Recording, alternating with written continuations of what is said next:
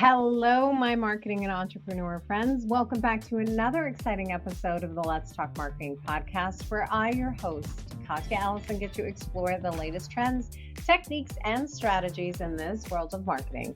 Now, I had the privilege of chatting with Chris Dyer, a recognized expert on company culture, remote work, and leadership. With over 2 decades of experience, Chris has worked with major organizations like Johnson & Johnson and even NASA. And as a best-selling author and a keynote speaker, what a privilege, he has helped companies create high-performing cultures that really foster productivity, innovation, and profitability. That's what we all want, right? That bottom line. Now, his approach to leadership is both practical and very deeply inspiring, and his insights have really empowered countless leaders to build teams that thrive no matter where they're working from. And this is the work that we're in, right? Or this is the day and age. Now, in today's episode, we really unpack hybrid and remote working. And while on the surface, you might be thinking, but Katya, I thought we were going to talk about marketing. Do not panic. There is a connection because marketing is a creative endeavor, and it can really be a challenge to foster an environment that gets like the juices flowing so that we can do our thing as marketers. And as more companies really embrace this flexible work model, sharing strategies for creating a strong, connected culture in a remote-first world should be top of mind for us. We talk about everything from managing creative teams remotely to the challenges of leading in a hybrid environment. And Chris gives us some real actionable advice on how to structure meetings, foster employee engagement, and encourage collaboration across time zones. Whether you're a leader navigating the challenges of remote work or someone looking to enhance your team's culture, his strategies are sure to resonate with you. So you know what to do. Grab your favorite beverage, sit back, and let's dive into it. Let's talk marketing.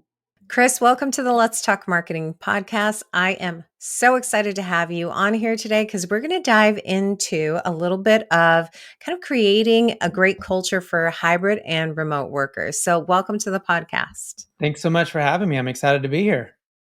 Let's start at the beginning, not the very beginning for you, but I'd like to know, and if you could share with our audience as well too, what is your current role? What are you doing right now? Yeah, so definitely don't want to start at the beginning. I won't start with, I was born in St. Jude Hospital. No. Um, so I am currently a keynote speaker on company culture, innovation, communication. The remote work and hybrid work, I was doing a ton. I had a book actually come out right as COVID hit, like great timing for me, really bad timing for everybody else. And so I've done a ton around remote and hybrid work, and my organization that I sold in 2022 was 100% remote work. So I do, I don't know, maybe 50% speaking, 50% consulting and training and helping organizations with whatever their unique kind of challenge is. Is it culture? Is it their leaders? Is it their flexible work policies? Is it, having those tough conversations? Is it being innovative? Like where's that rub? Because it's always one of 4 things, and it's either people or it's the process or it's the tools or it's the technology.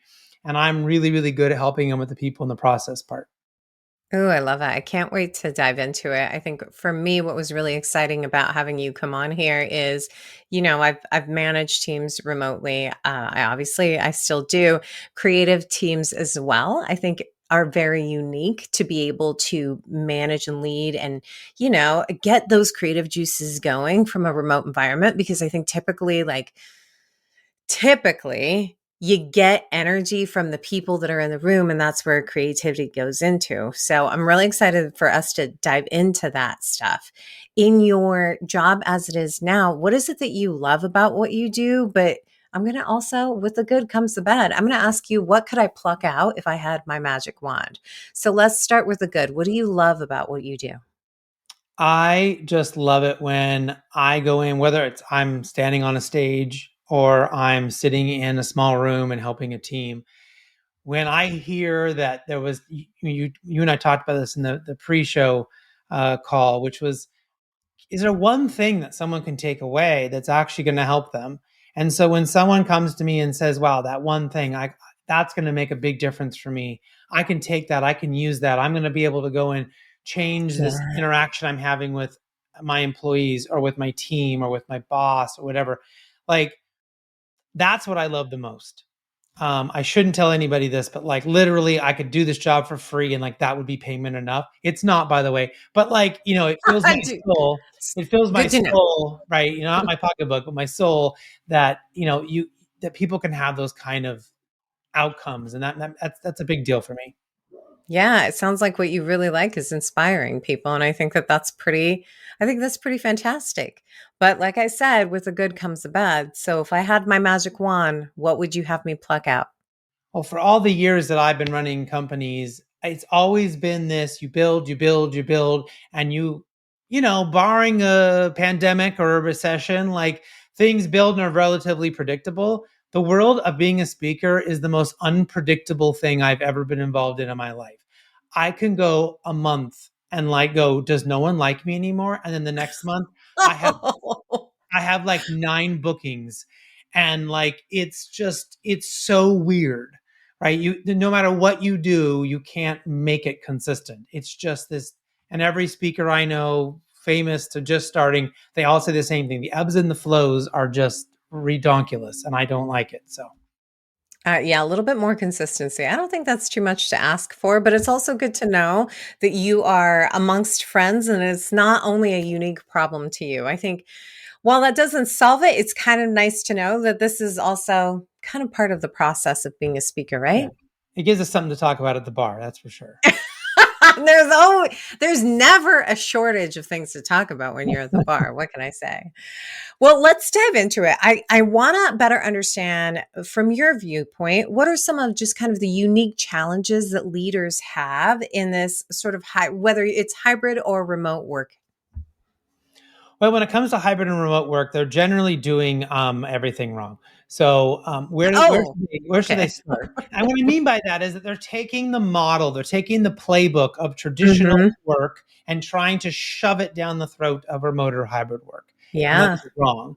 I mean, listen, at some point, people were riding a horse, and then all of a sudden they had the option of driving a car. And you didn't see people taking, saddles off the horse and putting it in a car, right? And yet that's exactly what we're doing with remote and hybrid work all day long. We're like, this is all I know. How do I try to do this here? And That's an amazing analogy. That's an amazing analogy. I just had to interrupt to tell you that because that's what I'm going to walk away with. Can't do yeah, it. you can't do it. And so we have to reinvent how we work. Now, Okay. if you're lucky enough and the people you work with are within 2 or 3 time zones, you can kind of patch something together and make it work. If you're working with people that are 5 or more time zones away, you're working asynchronously. And like that's a totally different way to work. And so you might just be like filling people in on a document or in Slack about where you left off, because they're going to pick up where you left off. They're going to wake up in the morning and just keep going with whatever you did, and you're never going to have those moments, at least not consistently, those moments of collaboration or talking. And then you have to use things like Loom or Marco Polo or whatever to like leave someone a little video message so they can get that energy, because they're going to like start working in South Africa while you're asleep or whatever. So Yeah. it really depends on the structure and who you're working with and what that looks like. But really, meetings is where, to get very specific, how we meet is really where people get screwed up. I can definitely attest to that. And on the subject of meetings, because I think that this is, and I'd love to hear your opinion on this. I don't know if we've overcorrected and we're like, we have to have a meeting for absolutely every discussion. To me, one of the things that I've observed is that we think we need to meet and we are not really quite sure what is an asynchronous like workflow, and then at what point do we need to meet, and like who, like what that meeting consists of, right? I think like we're so used to when we do work in person to book the meeting with all of the people, and then it's naturally or organically, and actually probably not even organically, going to magically, scratch the itch of whatever that meeting was intended for. But I almost feel like at this point, when it's hybrid, but especially like if it's all remote working, you almost have to be so focused in those meetings and know what it is that you're supposed to accomplish, and then figure out, do you have the right people? What are your thoughts on that? Yeah, so you said a lot there, but let me try to break some of it down. First of all, absolutely, should this be a meeting? No, it would probably be an email most of the time or a Slack message or something, right? And so if the answer is yes to that, then you need to make sure that you are trying to have less meetings. Number two, the point of a meeting should be to deal with the thing that you're trying to deal with and hopefully not have another meeting. Like if Yeah. you're every time you have a meeting, the goal is to have another meeting, you're doing it wrong. Okay. Mm, And we just sort of get in these habits as human beings of like, well, let's just meet again and make sure everyone's on the, no, let's make this meeting count and be. Now we can't always do that, but like if that's the goal that we can try to be done, that's really important. So I often help companies create signposts. So okay. in a traditional company where let's just say like the average mom and pop are in the same building, we're all, there's 20 people or whatever, it's very, very easy to pop over in the conference room. It's very easy for the boss to open the door and go, hey, everyone, let's have a quick meeting. I mean, think of The Office, right? Think of the TV show. Like Michael Scott walks out of the office, hey, everyone in the conference room. Like that's a very normal thing for the average company, Yeah. right? But that the signpost was, hey, we're going to meet. Or I noticed that you go into the boss's office and have a conversation. And then you walk out and you look like you're smiling. And I go, okay, now I know I can go talk to the boss because you were supposed to tell them that thing. And now I'm going to follow up with them about the next part of that thing. And so Yeah.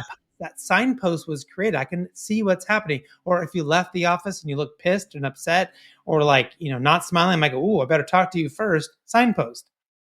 We're working remote and hybrid. I have no idea who you've talked to. Yeah. I have no idea what's happened. And so we have to find better ways to bump into each other. And the ways to do that is to start creating intentional signposts for your people. Like when do we brainstorm? When do we check in? Is there a daily stand up? When do we just show up and like talk about our life? Like if that's once a week and just not talk about work and just have a moment to connect. Like are those built in, whether that's on a regular basis or like you have a name for that meeting? And so people know I'm coming to this kind of meeting. And so if I need help, this is when I should ask. Or if I really want to connect better with Katya, this is that meeting when I can ask her some questions. I can find out more about her family life or like what's going on because I don't feel like I got to know her yet. Yeah. That's when it's the right time to do it. So what we did is we created a lot of like crazy meeting types, and we had cockroach meetings and tiger team meetings and ostrich meetings and tsunami planning meetings, and they were all different lengths and they had different focuses. And if you got called to a cockroach meeting, you knew exactly how long it was going to be, what the focus was, what your role was, versus a tiger team meeting. Totally different set of parameters. And that we found helped people deeply understand what was expected of them, which they should do, how they should act, and they could show up and be awesome. I will tell you one of the big reasons that I did this was actually because of beer. Oh, Let me explain. I went to please Germany. do. I went to Germany years ago, and we, fell in love with the beer garden culture. We went to Austria, we went to Czech Republic. It was great. And I came home and I said, we used to always have a summer party where like my wife's a teacher, she'd invite her teacher friends and the kids, and like we might invite 20 or 30 people, we might get 10 or 12 to show up. not Yeah. not not great odds. I mean, you're getting half to 60% of people might show up and to this party, but it was just like a swim party. Hmm. What are you supposed to do at a swim party? Yeah. Like, right, it's sort of open-ended. And so we came home and said, we're going to have a beer garden party. You need to dress up or you need to wear German colors. We're only having German food. We're only having German beer or Austria. And, I kind of extended a little bit. We're having this particular thing. This is when it starts. This is when kids are allowed. After dark, there are no kids allowed. So it's like an adult party only. Like I had so many rules. I thought people are going to hate me. We invited like 40 people and 60 something people showed up. That's wild.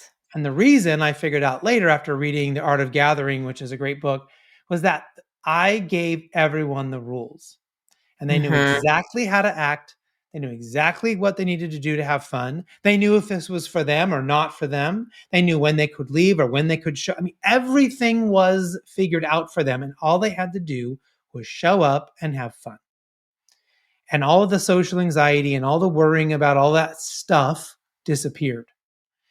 And so this is why like birthday parties are so popular because everyone knows like what to do and they know when they get to leave, right? It's acceptable to leave as soon as we've sung happy birthday and the little, kid has opened their presents or whatever. Like you can leave now. You have a cake, you're done. We're done. Because the rules are set. And so for employees, we were doing them a disservice by not being really, really specific and really, really intentional about which meetings served what purpose and what function.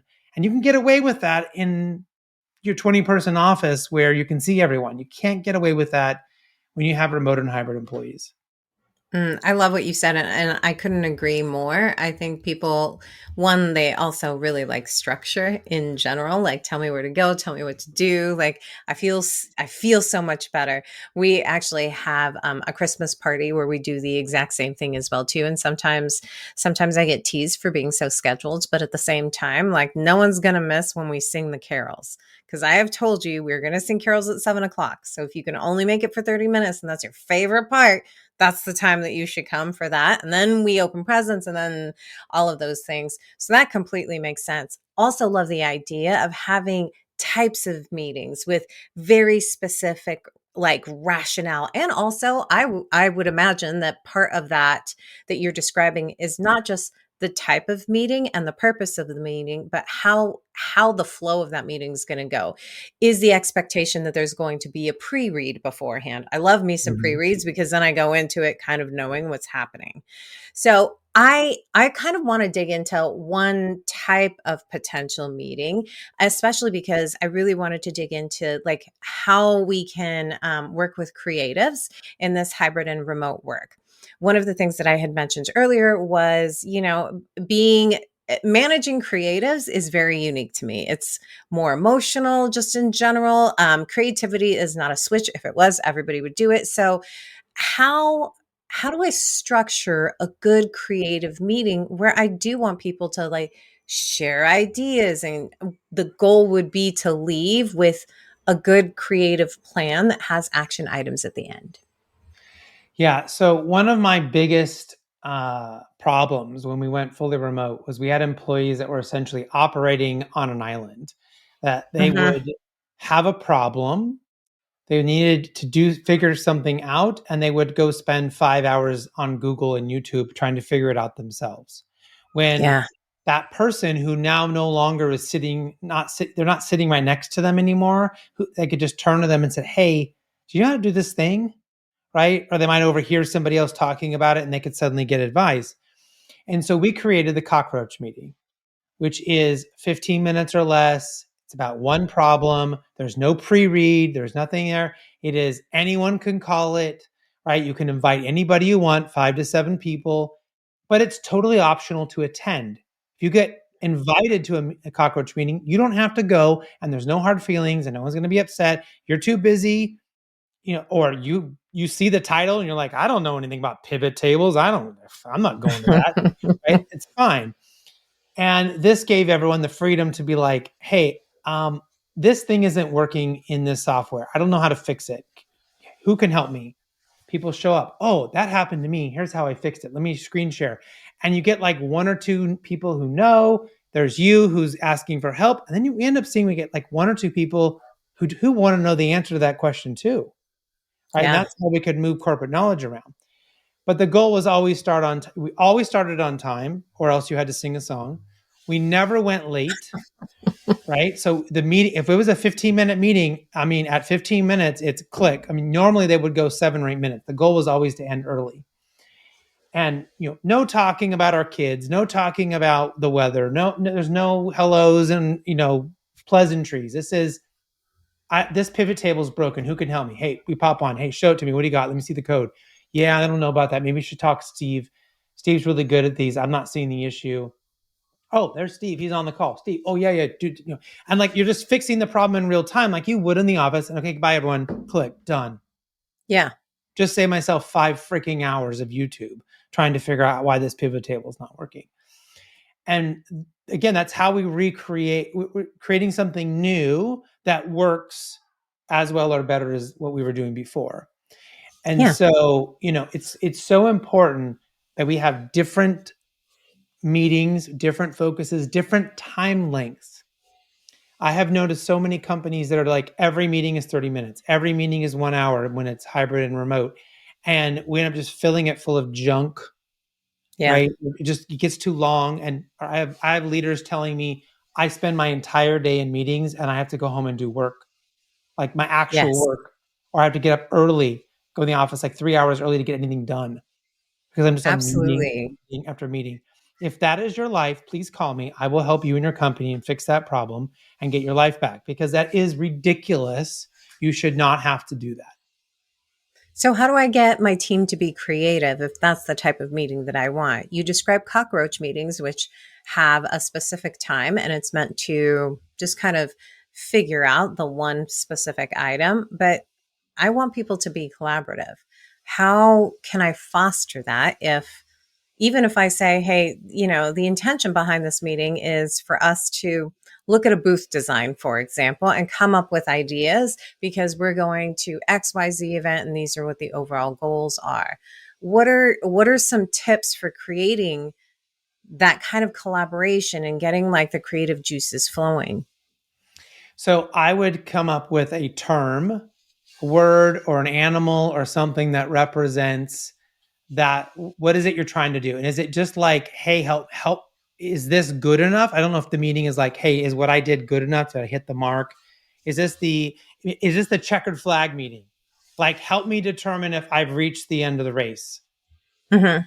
Right? Maybe that's the name, checkered flag meeting. And it's, hey, let's come, let me show you my cool stuff. And everyone's going to help me make sure that I really am at the finish line and I'm ready to go take this back to the client. Or do I need to do another lap? Maybe Yeah. maybe this is only white flag. Maybe this is only I got a lap to go and I need to go do a little bit more work. Right? So we find fun ways to like add that wording in there.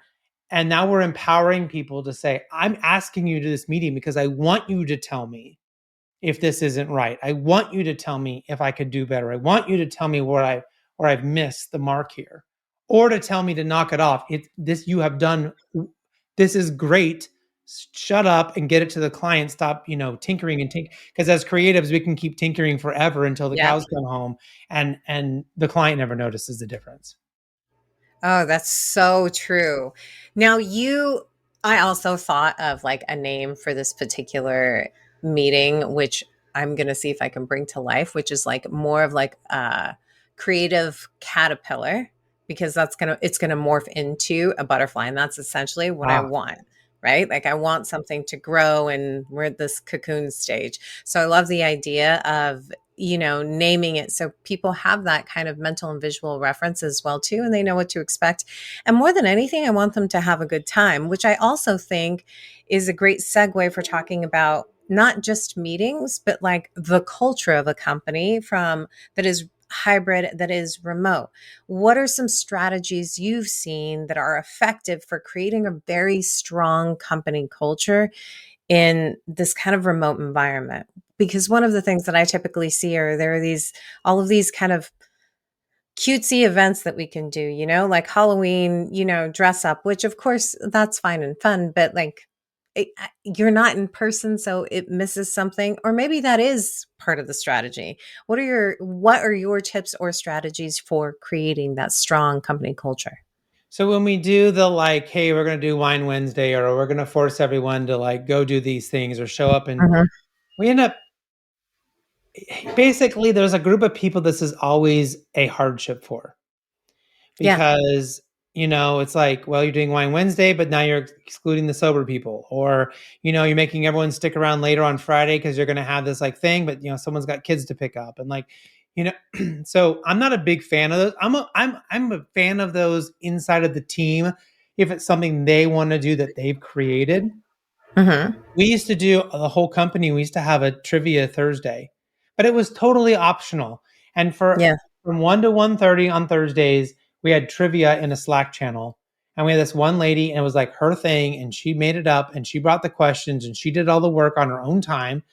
And it was fun. And if you could participate, cool. And she'd keep track of who the winners were. Not everyone wanted to participate, but it was something that was fun. So what we're looking for, though, is deep connection, not right. So we want to go deep, not to have frequency. The frequency doesn't really matter. So here's what we did. We did an exercise called bonding. Now, if we could get it done once per day inside of our team, that was the goal. No more than once, but that was the goal. Realistically, if we got it done 3 times a week or 4 times a week, we were doing great. And what we did is when you had that team meeting of like 30 minutes or more, that would happen once in that day, you would start the meeting off by going around and asking everyone, how are you showing up? Not how are you, not how's it going? How are you showing up? And we are asking them this question, and we are expecting them to answer as the human being that we are, right? And everything going on in my life that I'm willing to share and talk about to this group of people. And again, this is why it's your team, the people that know you best, not Susan from accounting who you only ever see at the holiday party. Like, that's not when we're going to do this exercise, okay? So we go around the room and everyone talks and they're going to do their thing. What's really important is that you, as the leader, whoever's the most senior person in that call, or if there's more than one senior person in that call, they need to go last. Yeah. And what we're identifying here is, if, let's just say I was a CEO and you were on my team and you were in that call, and we get to you and you say, I just found out my grandmother passed away. That's the moment when we stop the meeting and I say, oh my gosh, I'm so sorry. What can we do to support you? Why on earth are you at work? You need to take the day off. You need to go be with your family. Like, that's a way that we can demonstrate empathy, show our people we really care, do something to support that person. Okay, immediately, what projects are you working on? We're going to jump in. The rest of the team's going to help you. You need to go be with your family. You need to go help them. And then let us know how we can continue to support you. Like, you do that in that moment, it's massive. Absolutely massive. You're hearing that they're really stressed, that they're feeling burnt out, that they have too many projects. Again, how can I, as your boss, can I help you? Can I step in? John's saying he's not busy at all. Like, this project got delayed. John's like, oh, I can come in and help you. Like, we're figuring out how we can help each other and support each other. If you go around and everyone says how wonderful and amazing they are, then you, as their boss, can talk about something difficult or maybe where you're struggling. But if anyone on your team is struggling, you got to shut up and you don't get to do it. And if you need support, you got to go uphill, or you got to go to a therapist, or you got to go to a, whatever your level, VP level, group of people, or a CEO group or whatever.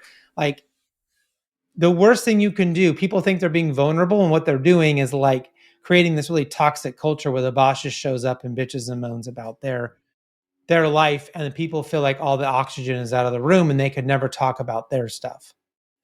Oh, so true. At the end of the meeting, though, we also need to ask everyone how they're leaving. And again, same rule, you got to go last. But you ask them how they're leaving, and this tends to be more of an answer about them as the employee and them as the member of that meeting they just had. I always make this joke. I swear every time I would be like, this was the best meeting ever. I solved all their problems. I am the CEO du jour. Like, I'm, and then I would say, but okay, how are we leaving? And they would go, I don't know. This doesn't feel right. I don't think this decision, I don't know if the client's going to go for this. I'm like, we were just talking for an hour. Okay. Like, they're suddenly telling me they're leaving feeling unsure. They're leaving feeling like Yeah. they don't understand, like they need more training, they need more data. And I would go, oh, okay, we're not there yet. And I could have left that meeting and then been pissed that they Yeah. never went and did the thing they said they would. And I'm calling them passive aggressive. I'm saying they don't follow directions or a bad employee, when really they just weren't emotionally there yet. And Yeah.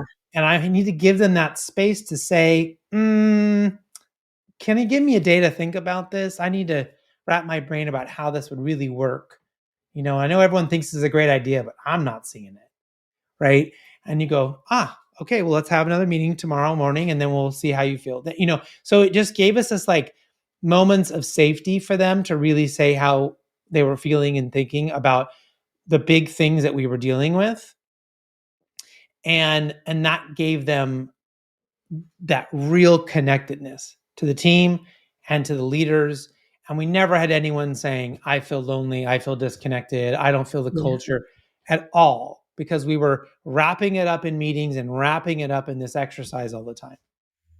Oh, I love that. What I hear is, fostering intentional connections, right?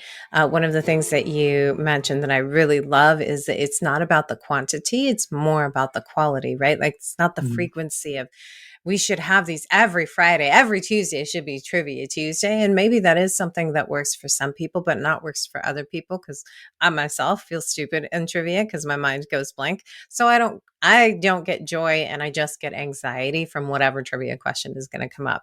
So to me, it really does sound like you're trying to create this intention behind genuinely connecting with people. And that's what you really do have to think about. Now, we can't leave this conversation without just kind of talking about your 7-pillar strategy. I'd love to know how it can be applied specifically to sort of enhance this hybrid or remote work experience and environment. Yeah, the 7 pillars are my framework and come from the research that I've done for years around what makes a great company culture. And this doesn't matter if you're in an office or hybrid or remote. This is universal. So I'm not talking about what makes us good. Good is, do we care about people? Do we have a mission statement? Do we have some words on the wall that we are who we are, whatever. Like that's like the minimum viable thing you Yeah. can do. And you can be good. And if your product or service is pretty spectacular, you can probably survive on that and be good.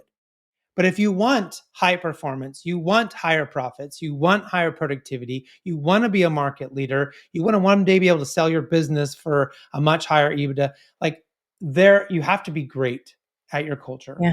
And that means you have to be great at these 7 things. And I'll list them off. And if you want to dive into any of them, let me know. But it's transparency, positive leadership, recognition, how you deal with mistakes, measurement, uniqueness, and listening. Those 7 things you have to be really, really, really great at. And the best cultures in the world are really, really great at those 7 things. Not 5, not 6, but all 7. All 7.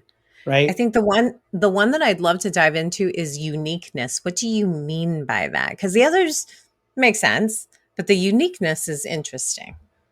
Well, I'm so glad that you picked that one, because actually it ties in to your podcast. Uniqueness is how we figure out what makes us special. And that goes from everything from celebrating what makes each individual employee unique, what makes each client unique, but also how do we, from a marketing perspective, communicate what makes us unique in the marketplace, but what we do differently and how we do it, right? And so it's that messaging. So great companies are able to, in a crowded marketplace, deliver and talk about what makes them special. Not that generic, we have the best product, we have the best customer service. Like in my book, I give this like silly example of, imagine you're selling those like boring yellow number 2 pencils from school. Like, Yeah. how could you possibly go out in the marketplace and demonstrate that you're unique? It could be the box, it could be the packaging, it could be the story. It could be like how you're sustainable. It could be where you make your product. It could be the people that are behind your product, or there's lots of different ways to think about how to be unique, even if there's a lot of other people just like you in the market. But good companies don't think about that as their primary. They just say, well, we make a good product, we have good customer service, whatever. And so they end up selling on price all day long. We'll just sell it for two Yes. cents less than everybody else. And that's how they get their market share. But great companies come in and say, well, this is a sustainable pencil, or this, I don't know, this lead is mined in the quarries of Madison, Wisconsin, or whatever, like special thing somebody will pay more money for. Or Beyonce once held this pencil, like whatever the thing is, like they understand that. But from the human side of it, it's that we think about our people in unique ways, not I really like these three people. They're great employees. Let's say they all went to Harvard. Mm-hmm. They're all men. They're all like, you have these like characteristics. Well, let's go hire more of those people. Exactly like Yeah. that. No, what you want is, well, those people were good employees because of some other attributes. Not that Yeah. they were male, not that they went to Harvard, but there's some other attributes that we can go find while still getting unique people into our business that think differently, talk differently, have other ways of seeing the world that will help us be more creative, right? And keep that innovation going in our company. I think that you tied it really well at the end there with like innovation, because I think like that's a buzzword that so many companies that I've worked for, and maybe it's because I tend to be in the tech space, are always striving to be innovative. So I think, tying that to company culture is really huge, because it's a mindset. Now, what do you, as not just you, as in general, we are all just kind of looking ahead, what kind of trends do you see emerging in this remote working environment? Do you see us all going back to like kind of this hybrid? Do you see, us getting it kind of locked in a little bit better to be a good remote workforce? What do you see are just kind of the emerging trends? The good news is that more employees have access to remote and hybrid work than have ever had it in since the Industrial Revolution. Yeah. And so that's good news. That's great. Um, Even if the bad news is there's still more and more companies that are pulling people back, that are trying to have them all in the office because they haven't figured out they have to lead differently, and so it hasn't worked for them to keep to put that saddle in the car. It just hasn't worked, and so they're going back to horses, which is stupid. But there is more access. So my hope is, and I think the trend that we're seeing is, even if they're pulling people back, at least we know someone can say, hey, I really need to work from home today. And that's going to be okay. Even Yeah. if the norm is you're in the office most of the time, there's now the technology and the trust and the practice to say, I can call out sick today because my kid is sick, or I can just work from home, right? And Hmm. not lose a day. And your boss is gonna be like, yeah, I'd be happy to have you take the hybrid day, and that's fine, Yeah. right? It's a benefit to the employers. And there's a incredible amount of companies that have kept remote work, that won't go back, that haven't gone back. And so again, we see there being more of it. AI and a lot of the tools and things that are really coming to the forefront now are going to actually help with that. Yeah. And are going to, but could also, if you want to think about a real crazy trend, a future of work trend, it's possible that AI could cause us to have to be in front of the person in order to trust the interaction. Meaning, Mm. if AI is answering all your emails and AI bots are doing all your calls, and there's possibly an AI video, like you could train an AI bot to do your podcast so well that you're not even here, that it's doing it for you. Like you would just put those questions that you sent me, and an AI bot could technically do it. Now it wouldn't be as good, it wouldn't be as interactive based on my Yeah. response, but like technically it could be done.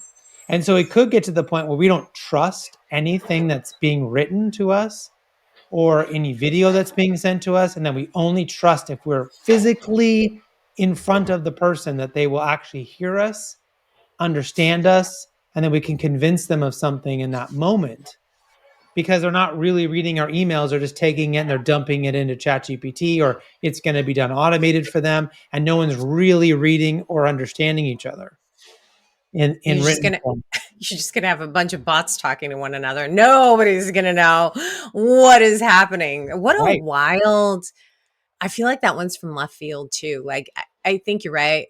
I'm such a huge advocate for AI. Not for like replacing that communication though, because maybe I'm already in that mistrusting of like, I don't know, did you actually write this or was this an AI kind of a mindset?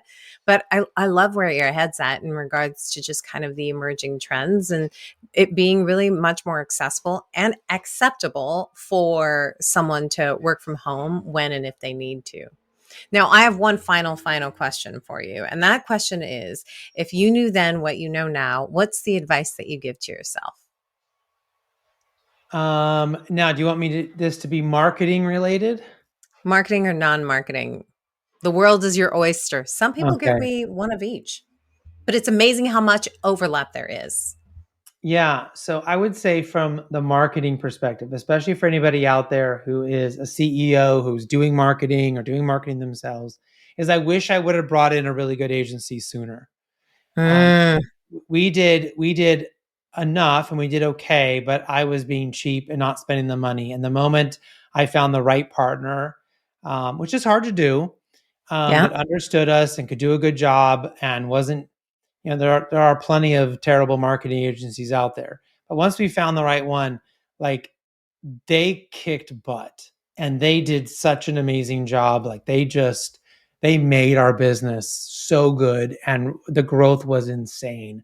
So I Yeah. wish I would have gone and done that sooner and spent the money sooner, because the stuff we were doing was, we were in kindergarten and they were in college. I mean, it was just totally different. Right. You, yeah. And I You think have to be strategic with your dollars, but you can't pinch them all because you're going to get what you pay for at the very end. So I love that advice yeah, for sure. Do you have a non-marketing? non-marketing was, I wish I just would have started saying yes to everything sooner. Oh, I love that. Saying yes to anything that comes across your table or Everything. like just not being afraid of saying yes. Yes, and yes, but there are ways to maneuver that conversation in the right Ooh, way. Um, but it's always best if people feel like you're someone, when they come to you with an idea, that your first response is yes. Your first response is, "That's so cool. Like, tell me about that. Talk to me about that. How would that work?" Like, you're fascinated and interested, instead of being a guarded and walls up. And again, when I was starting off my company, back in 2001, it was like, we don't have money for that. We can't do that. It was always like this sort of like, felt like I was protecting our cash flow and protecting everything. Um, and the moment I switched, and it was just like, let's figure out how we could do that. I don't know if we yeah. can, but like, let's try. What would that look like? That created so many fantastic conversations. And maybe we didn't end up doing it. Maybe we ended up deciding that we weren't ready, or it wasn't the right time, or Yeah. like whatever. But like, just saying yes. I've heard Uh, many times people say, "Oh, we got to say no more often," and don't take so no. many meetings and conversations. That's never worked for me. It's always, for me, it's always been better to take that call. I've had Yeah. people say, "Hey, can I just get 5 minutes of your time?" And I'm just like, "Ugh, this is going to be a waste of time." And I would get on the phone with them, and they were like, "I'm like, this was not a waste of time. They're sparking so No. many ideas in my head. They're connecting me with people I never expected." Like, it's always, you're going to have five stinkers, but like, you get that one that's great. I think saying yes is the right move. You can't get to the one that's great unless you accept the stinkers. And what a great way to end the podcast, because the thing that I'm really also taking away is your yes is a yes and a yes but. Yes, but I've got some questions is still a yes. And I think that is where like the creativity comes. Well, thank you so much for coming on here. I love all of the advice that you've shared. I've definitely walked away with a ton of insights and nuggets that I will get implemented with my team remotely. So thank you again so much. Thank you. Welcome back. I hope that you enjoyed today's episode. Let's dive into the key takeaways of today. Of today's episode is more of what I mean. Key takeaway number 1, you have to adapt your leadership for remote and hybrid teams. The inherent challenge is not having the right leadership style for this remote hybrid working environment that we're in, right? For these teams.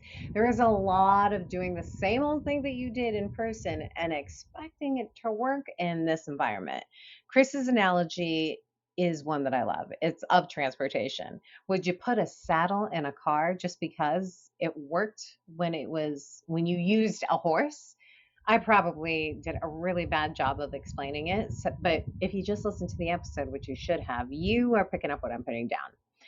The point is there has to be a shift towards more dynamic and flexible work models. What I really took away is a better use of meetings, setting clear agendas, have specific meetings to maintain focus, and lean into the digital tools to help you foster collaboration without overwhelming the team.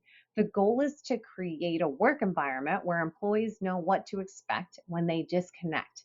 This is crucial for maintaining this kind of right work-life balance and productivity. So don't use a saddle, my friends. Key takeaway number 2, building emotional transparency. Oh my goodness. Building emotional transparency is part of connecting remotely. Now, I'm not saying that this has to be a kumbaya moment, so stick this out with me. This thought may even detract people, right? This whole emotional transparency, but emotional transparency and psychological safety are important to fostering an environment where people can collaborate and honestly be creative. During the conversation, we explored methods that Chris has seen be really effective for just kind of deepening these connections for remote and hybrid teams. It's structured emotional transparency. And the key for this is also not pressuring anyone. So we're not forcing people like, how are you feeling? Let's talk about feelings.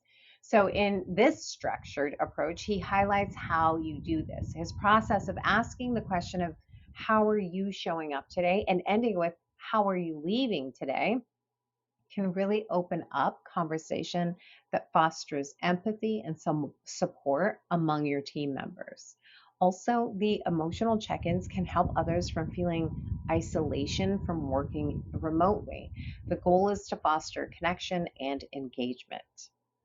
Key takeaway number 3 really leans into Chris's 7 pillars to enhance company culture. Let's review Chris's framework, okay? So for his framework for enhancing company culture that includes the 7 pillars are, transparency, positive leadership, recognition, handling mistakes, measurement, uniqueness, and listening. His belief is that adopting these pillars leads to culture that supports innovation, efficiency, and satisfaction among employees, which, let's be honest, is important for any business to really, really help foster this long-term success. The one that I had asked about that I really also gravitated to was uniqueness. The emphasis on individuality and company uniqueness is what I really took away from it, right? This involved diverse employee backgrounds and also positioning the company distinctly against competitors. So it's not just DE&I. Figure out what makes your employees special, right? It's finding what their superpowers are. This feeds into what makes your company special and unique. What did you take away from today's episode? Let's keep this conversation going. And a special thank you to my podcast editor, Johnny Ike. And thanks to you for spending your time with me today. Until next time, may the conversation flow, the laughter linger, and the outlook remain optimistic but grounded in reality. This is Katya, signing off.